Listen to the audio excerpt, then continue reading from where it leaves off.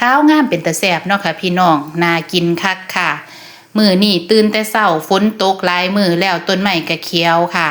แล้วพื้นดินก็ชุ่มชื้นค่ะเฮาตื่นแต่เช้าได้ปลาย่อนหรือปลานางนี่ล่ะค่ะเป็นปลาเนื้ออ่อนอยู่ตลาดห้วยเดือตั้งแต่ 2-3 มื้อก่อนนี่เอามาแช่ช่องฟิตไว้ตอนนี้ก็เอามาละลายเฮาก็เอามาคั่วตัดเป็นท่อนๆค่ะพี่น้องมื้อนี้เฮาว่าเฮาสิหมกหม้อค่ะเฮาเริ่มต้นจากเตรียมเครื่องค่ะเฮาก็มีผักต่างๆค่ะบ่ว่าสิเป็นผักอีตูค่ะแล้วก็เป็นผักปากกะแยงห่อเตรียมเครื่องนี่ก็เป็นพริกแห้งค่ะแล้วก็พริกสดน้ำมีตะไคร้แล้วก็หอมแดงค่ะเอามาโขลกใส่กันหอมแดงเฮาสิบ่โขลกละเอียดเนาะแล้วก็มี3เกลือค่ะ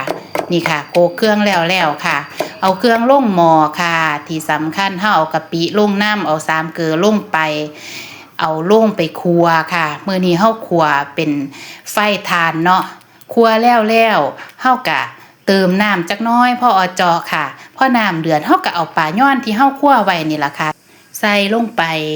ปล่อยให้สุกค่ะสุกบ่ดนค่ะเพราะว่าเป็นปลาเนื้ออ่อนเนื้อบางๆค่ะสุกง่ายๆแล้วก็เอาผักต่างๆลงไปหอมกลุ่มทีบแซ่บค่ะพี่น้อง